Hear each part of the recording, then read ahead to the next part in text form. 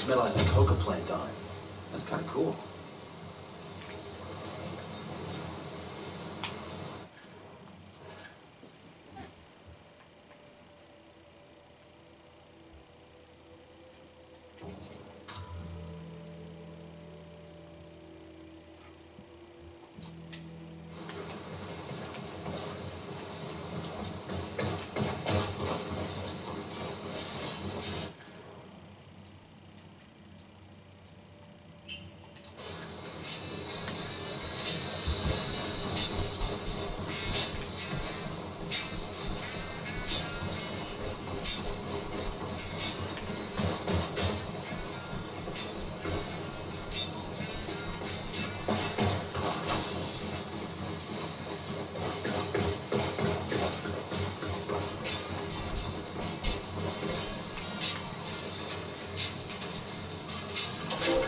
In the old days, the miners made sure to leave offerings to El Tío down in the tunnels.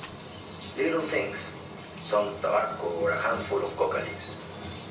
Sometimes, if the men knew they would be working a shaft that had an evil reputation, they would pour out cups of Singani over the stones, so El Tío would leave them be. The year I turned 25, I was working in a mine near Huayna. It was old and deep.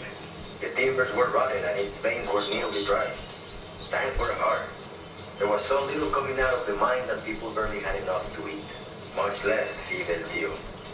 We had been working in the deepest part of the mine for many weeks, and the tunnels had begun to shift and ground. I knew that El Tío was hungry, and that something bad was going to happen. So my brother and I went into the hills one night and killed a llama. That morning, before I went down into the mine, I painted its blood on the entrance as an offering to El Tío. The cave-in happened later that day. 1 minute I was working, the next, I was alone in the darkness. I could hear my friends moaning and crying out in pain, caught by tons of earth and rock. One by one, my friends fell silent. I sat in the dark and listened to them die. And then it was my turn. A smell came into the air. It was foul, like burnt hair and brimstone. And then, El Tío was there.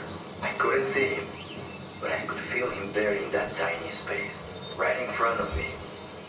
I was shaking like a leaf. I held up my hand.